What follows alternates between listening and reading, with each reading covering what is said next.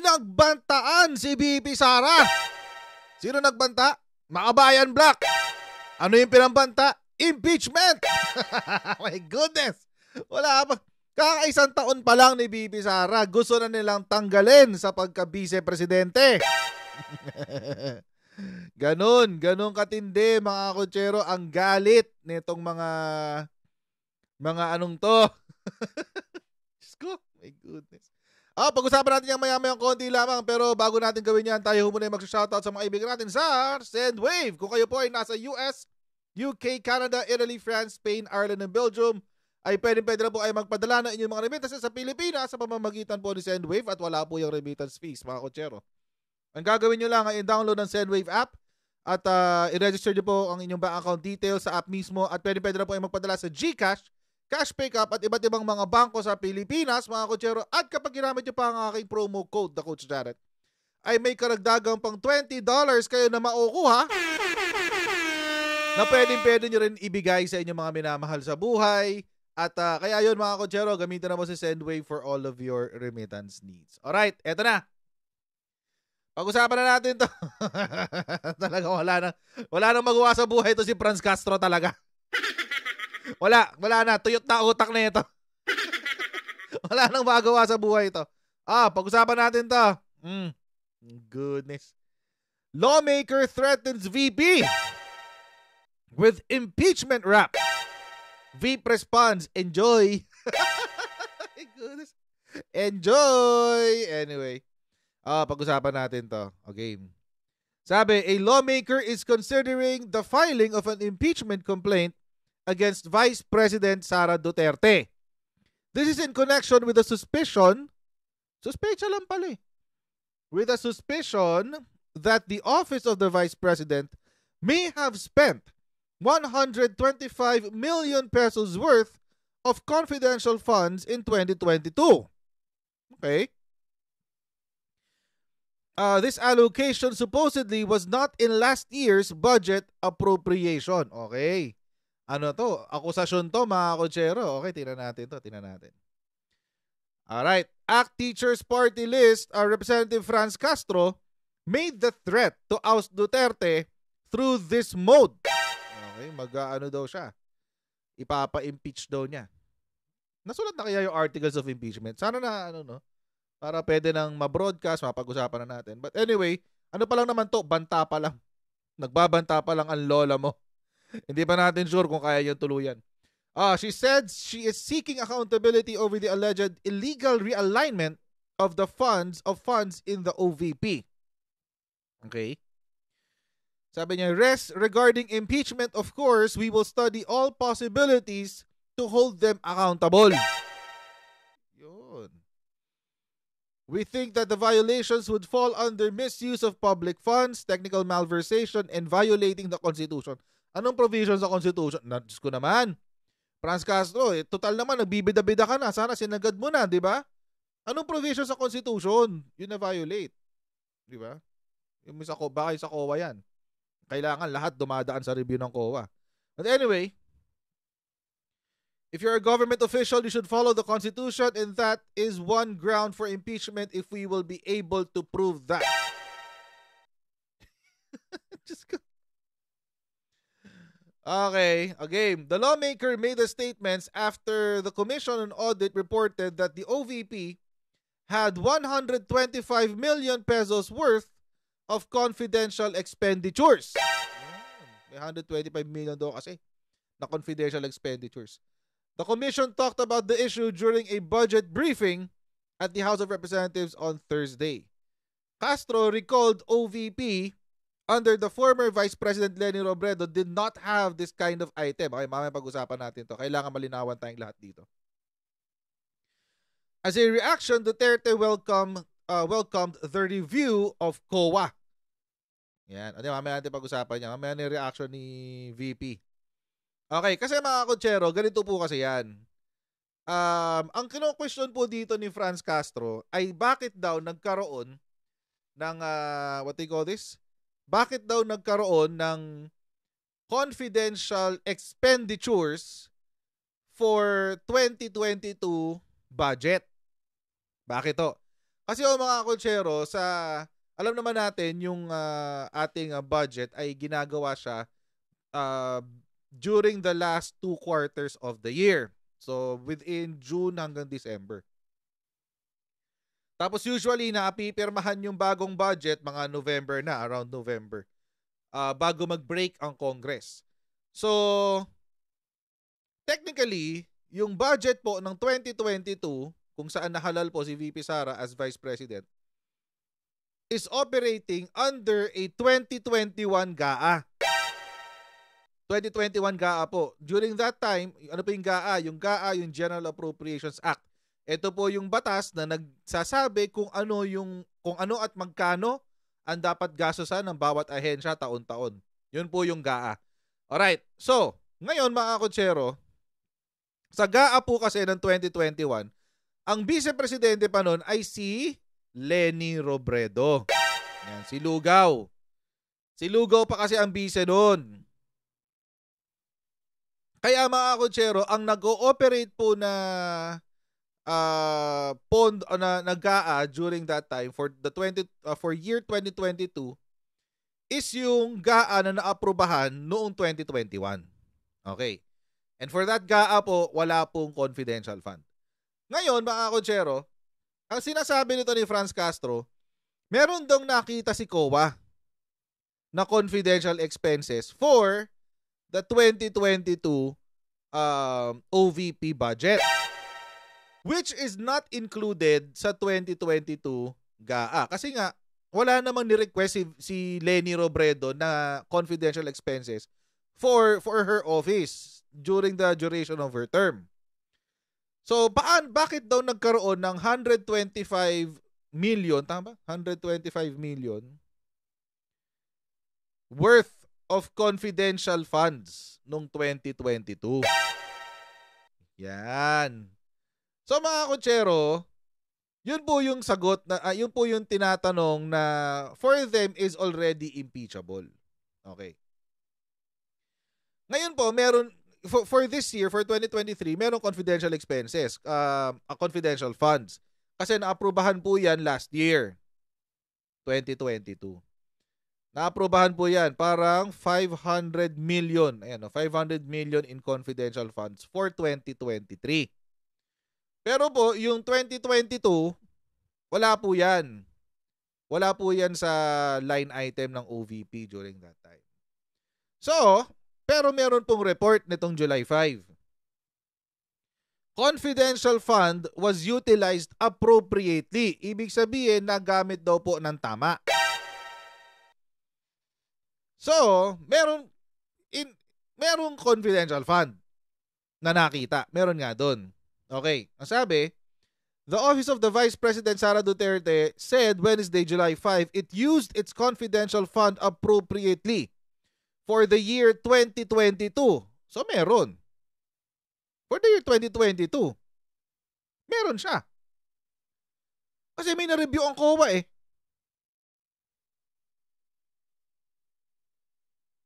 May na-review ang COA. So baka ang ni-report lang, okay ito mamaya natin pag-usapan yung mga teorya. Mamaya natin pag-usapan yung mga churi. Yung mga churis tungkol dyan. Okay. Basahin muna natin to. So meron silang, may ni-review si COA noong 2022. That it stated it utilized millions of pesos from its budget for the said year, 2022. So ito yung syempre, umupo si VP Sara, June. So, July. Beginning July of 2022 hanggang June of 2023. The confidential fund has been utilized appropriately for its intended purpose and in accordance with the guidelines set by the national government. OVP said in a statement. Ito yun, 125 million.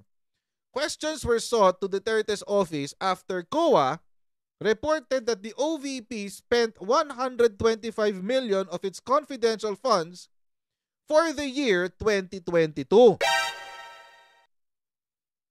Ito ngayon ang tanong. Ito. However, it was not clear which administration spent the amount, whether it was Duterte or former Vice President Leni Robredo, who was still in office until the end of June 2022.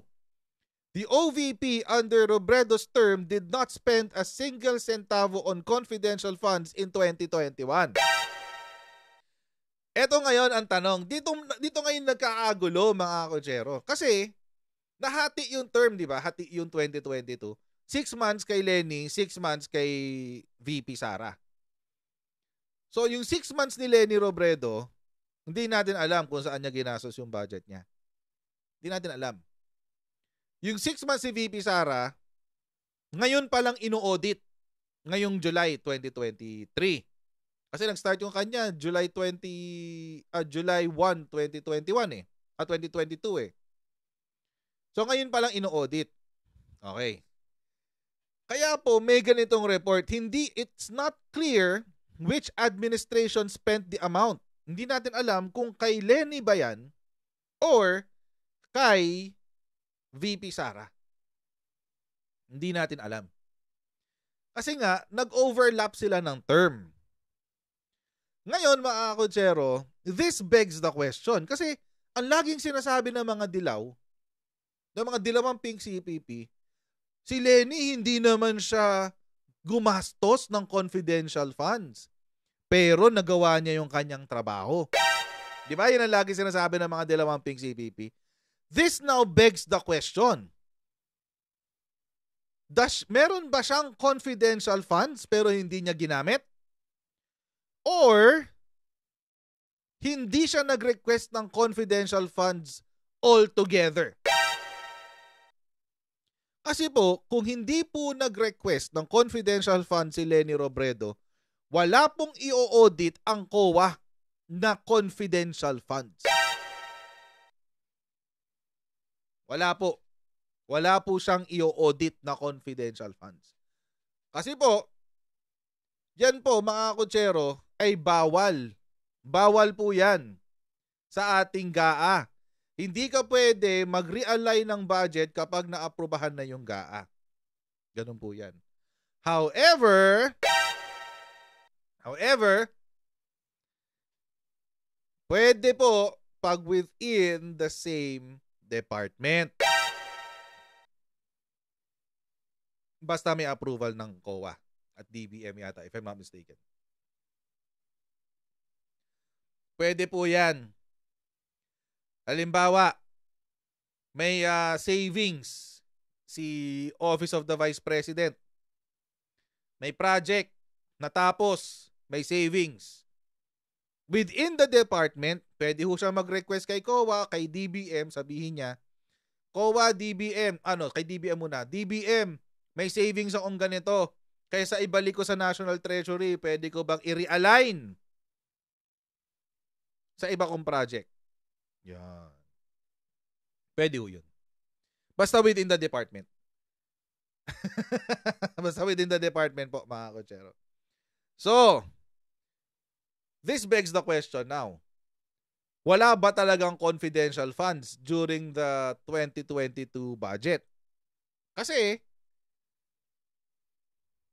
bakit may inaudit si COA na confidential funds? Yun. Meanwhile, Duterte's office also clarified the decrease in the amount of the financial assistance given by the OVP in 2022. Ayan, it said the decrease in the amount of subsidy from fiscal year 2021 to fiscal year 2022 was due to a lower amount of budget appropriations under the 2022 GAA. So, yun. OVP said that was part of the anticipated election ban and transition in 2022. Ayan. So mga kotsero, ang sinasabi po dito ni Franz Castro, simple lang. Bakit daw gumastos ng 125 million pesos worth of confidential funds noong 2022? Wala naman daw yan. Ayan, the allocation supposedly was not in last year's budget appropriation. Wala dapat yan sa budget appropriation noong nakaraang taon. Yon. Well, hindi natin alam kung matatawag nating malversation. Di natin masasabing pwedeng misuse of public funds, technical malversation, or even violating of the Constitution. Kasi, ulitin ko nga mga kotsero, although meron tayong GAA, ang pinagbabawal po ng batas ng GAA ay yung interdepartment na realignment. So, for example, si OVP, let's say si Office of the President. Di ba, si Office of the President, may confidential funds yan eh. Let's say sinabi niya, sige yung confidential funds ko, parte nito ibibigay yung kay VP Sara during 2022 appropriations. Bawal yon. Kasi OP to OVP yon, bawal yon. Hindi pwedeng ganun. Hindi pwede yun. Cannot be yun, cannot be. Pero halimbawa, si OP, may confidential funds at tinransfer niya sa isa pa niyang ahensya, pero within OP, pwede yun. Pwede yun. Or tinransfer niya sa isa pang project na within OP, pwede yun. Basta hindi lang pwede yung interdepartment. Okay. Ngayon, itong sinasabi ni Franz Castro, ano lang to eh. General accusations. Wala pa nga siyang nilalabas ng detalye. Actually, ang sinabi pa nga niya, pinag-iisipan pa nila. Pinag-aaralan pa nila yung posibilidad. Pag-aaralan pa nila yung posibilidad. Baka hindi pa mangyari yan. Baka hindi pa mangyari ang posibilidad na yan. Ano sabi ni VP Sara? Sige lang, go! VP Sara welcomes the probe sought by ACT Teacher Solon. Basahin natin yung totoong yung buong statement ni VP Sara. Ay, ba't ganyan ka? Kaliit. Ayan. Okay, wait lang. Ayan. Lakayan natin, guys. Okay. Statement to ng Office of the Vice President. Ayan.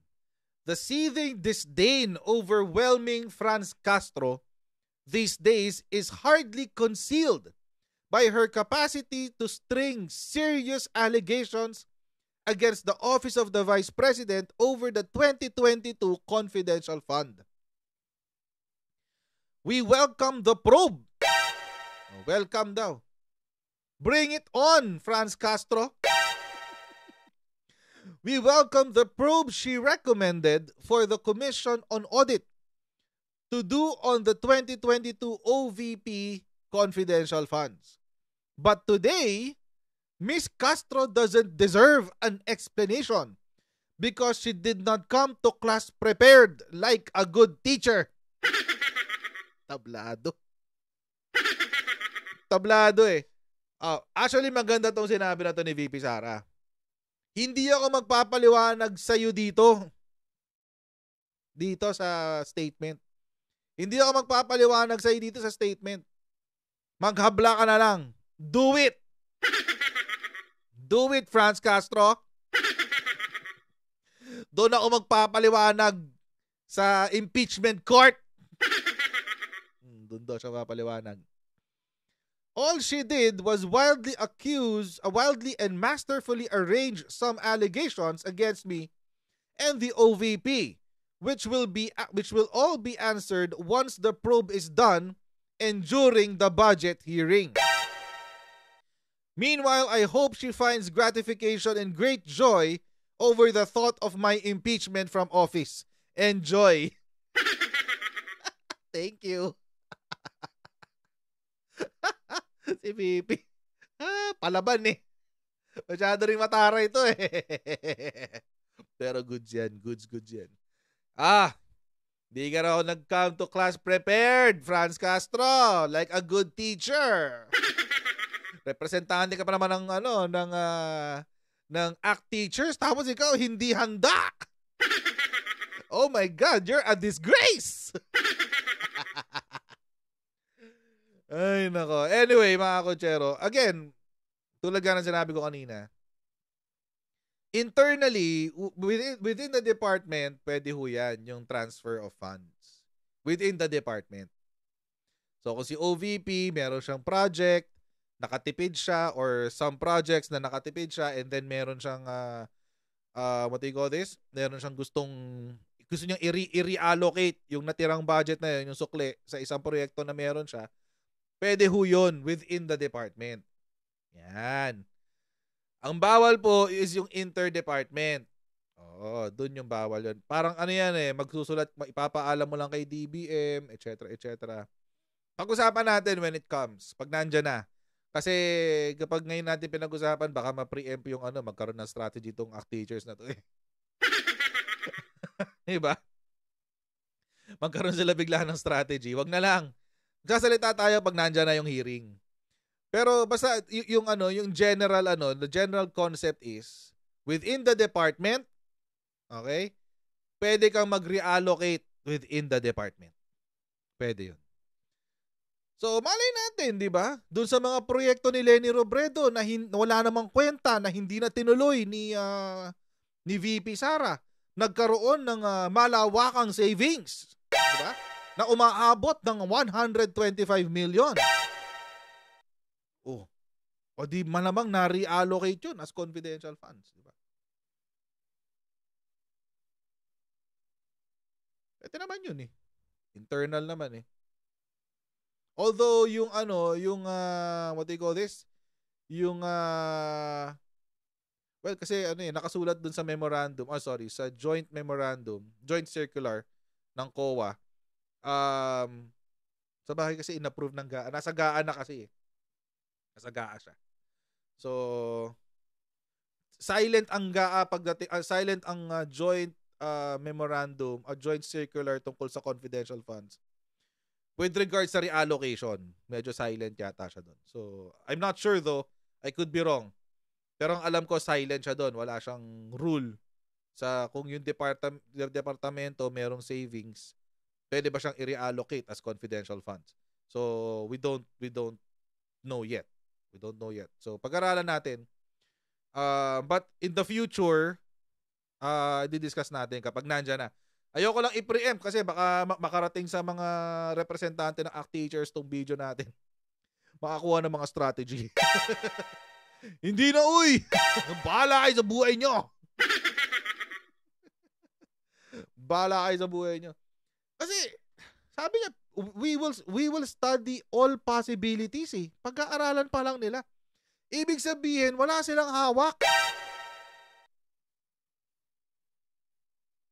Wala ko silang hawak, mga kotsero. It's a wild accusation. It is exactly what VP Sara mentioned. It's a wild accusation without basis. So, hayaan muna natin sila mag-speculate. Maganda itong ginawa ni VP Sara, di ba? Sabi niya,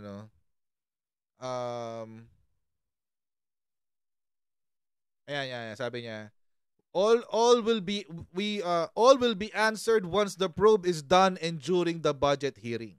Tama yan. Tama o yan. Siyempre para hindi makapag-prepare lalo si Franz Castro. Hayaan natin siya na mapahiya sa budget hearing tsaka sa probe, di ba? Mas gusto ko yun. Mas gusto ko yun kasi, di ba, pag nasusunog si Franz Castro, gustong-gusto ko yan eh. Pag may komunistang napapahiya, gustong-gusto ko yan. Anyway. So yan mga kotsero, maraming pong salamat sa panonood po nitong ating video for today. Huwag niyo pong kalimutan mag-like. I-like po itong video na to, i-share at mag-subscribe din po kayo sa ating Coach Jared YouTube channel. And mga kotsero, paki-share na rin po itong video na ito sa inyong mga social media accounts para marami po makapanood. Okay? And I'll see all of you in our next Coach Jared Live! God bless you and I'll see you next time. Bye!